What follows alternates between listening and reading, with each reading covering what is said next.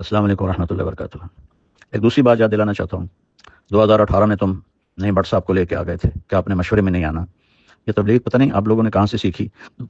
मैंने तो ना कुरान में देखी, ना हदीस में, ना सीरत में, ना मौलाना इनाम साहब, ना अब्दुल साहब, ना मौलाना यूसुफ साहब, ना मौलाना इलियास साहब। ये तुम लोगों की अपनी तबलीग थी। मैंने कहा जी ठीक है, नहीं आता हूँ, तुम्हें याद है अच्छी तरह।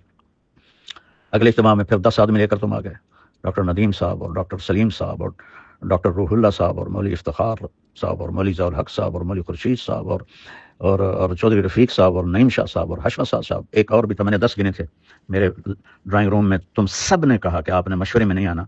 तो अकल के अंधो, इसको तबलीग कहते हैं। तारक जमीर साहब के साथ भी यही हुआ है।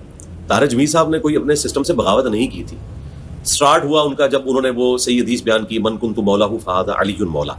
अब ये हदीस से मुतवातिर है, जामे तिरमिज़ी में है, सुन्न सही कुबरा में है, मुस्नद अहमद में मौजूद है, हज़रत अली के फ़ज़ाइल के चैप्टर में।